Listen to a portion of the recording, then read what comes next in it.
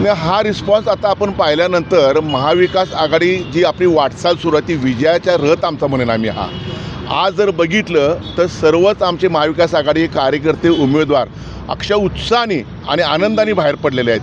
आणि हा उत्साह इथंच नाही, हा महापालिकेच्या हद्दीमध्ये हा निवडणुकी जिथं तर प्रचार आमचा चालू आहे त्या ठिकाणी प्रत्येक ठिकाणी प्रत्येक वॉर्डमध्ये हे 15 तारखेवर मतदान होईल तर हाच तुम्हाला उत्साह बघायला मिळेल.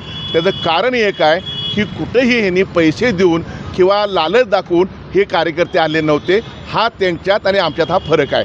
त्यामुळे हा उत्साह आनंद आहे तो विजयरथ म्हणून आम्ही ह्या कोल्हापूर महानगरपालिकेवर आम्हाला कुठलीही शंका नाही. महाविकास आघाडीचाच झेंडा आणि महाविकास आघाडीचाच महापौर येईल ह्याची आम्हाला खात्री आहे. नाही का विश्वास ठेवतील लोक ह्या लोकांवर महायुतीवर कशासाठी विश्वास ठेवतील. आता दत्तक घेणार म्हणतायत. अहो दत्तक काय पाळण्यासकट तुम्ही आधीच नेले सगळं कोल्हापूर पळवून आधी आणि दत्तक कुठलं आले आता. मग दत्तक घ्यायचं होतं तर राज्यात तुमची सत्ता होती, केंद्रात तुमची सत्ता होती, मग तुम्हाला कोल्हापूरचा विकासच करायचा होता. आता काय आठवते तुम्हाला विकास करायचा. बरं आम्ही काय करणार आहेत, आम्ही मूलभूत सुविधा ज्या लोकांना लागणार आहेत त्यासाठी आम्ही भर देणार आहे आणि त्या देण्यात आम्ही कटिबद्ध आहे. त्याच्या व्यतिरिक्त आम्हाला कोल्हापूरकर काय नको आहे.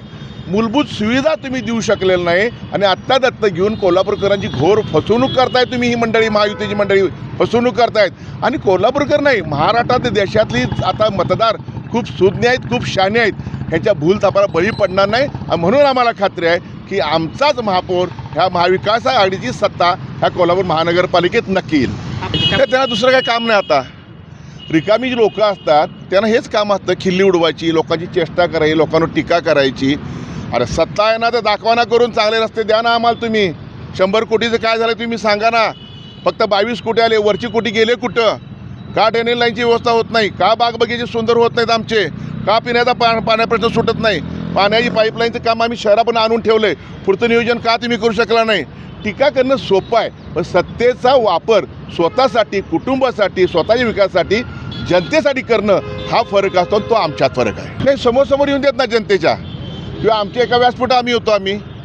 तुम्हीसुद्धा कोल्हापूर नागरिक आहात. तुम्हीच अनेक वेळा बातम्या लावलेल्या आहेत. प्रिंट मीडिया तुम्ही चांगल्या बातम्या लावलेल्या आहेत. जनतेला वाचा फोडलेल्या आहेत तुम्ही ह्या वाचावर. कुठला रस्ता 1 वर्षापुढे चांगला टिकलेला आहे सांगा तुम्ही. कुठला रस्ता. म्हणून तो पद्धतशीर प्लॅन होता. कुठल्या ठेकेदाराला काम द्यायचं, किती पर्सेंटेज मला चांगलं मिळेल ह्यासाठी महायुतीची अनेक लोक त्यात अडकून होती आणि त्यामुळे कुणीही बोलत नाहीत. काय मिळालं कोल्हापूरकर आम्हाला एवढ्या वर्षात. कोल्हापूरची बदनामी कुणी केली. पर्यटक कुणा नाव ओरडत आहेत, कोल्हापूरकडे नावाने ओरडत आहेत. आता एकच माझा प्रश्न आहे ह्या लोकांना महायुतीच्या, तुम्ही कोणता विकास केला ह्यावर बोला, दत्तकवर बोलू नका तुम्ही. कुठलं तुम्ही आम्हाला चांगलं काम, एक काम चांगलं दिलं कोल्हापुरात दर्जेदार हे दाखवा तुम्ही आणि मग भूलतापा आम्हाला कोल्हापूरात द्या. आणि म्हणून वारंवार सांगतो मी कोल्हापूरची जनताच्या भूलतापाला बळी पडणार नाही. आमची तयारी आम्ही सुरू केली आता विजयरथाची. आम्ही महापौर आम्ही कोण करणार ह्याची आमची चर्चा सुरू आहे आता. तिने काही करून देत, कितीही करून देत काही भानगडीत. जर लोकशाही टिकवायची असेल तर बिनविरोध लोक येतात कशी. ती त्यांना भीती आहे. बिनविरोध का आणायचे, लोक त्यांची निवडून येणार नाहीत म्हणून काय नाही काय तर करून बिनविरोध आणायची. ज्याला आपण म्हणतो ना नुरा कुस्ती म्हणतो आपण. अरे कुस्ती खेळायचे या ना खासबाग मैदानात उतरा तिथं आणि मग आपण कुस्ती खेळू. नुरा कुस्ती खेळू नका आमच्याबरोबर. समोर शड्डू मारून पुढे या आणि मग बघू कोण विजय होते आणि कोण हारतंय. गेली 15 वर्ष तुम्ही जर बघत असाल त्यांचा एक नेता कायम बोलतो इथं की 42चा आकडा येणार, आमचा 43चा आमचा आकडा येणार. पुढचा आकडा येतच नाही, पहिलाच येतो आकडा त्यांचा. कायम बघितलं तर 4च आकडा त्यांचा येतोय, पुढचा येत नाही. आता मी दुसरं बोलतो वाईट वाटेल, रतन खत्री आता हयात नाही आहेत. पहिला त्याचा ओपन येतो, क्लोज त्यांचा कधी आलेला नाही. हे कोल्हापूरकरांनी बघितलेलं आहे.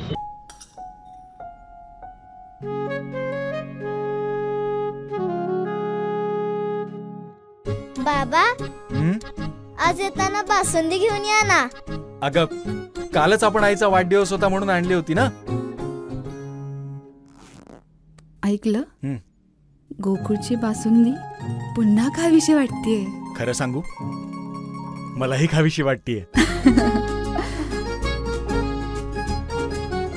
पुन्हा पुन्हा खावीशी वाटणारी गोकुळ बासुंदी.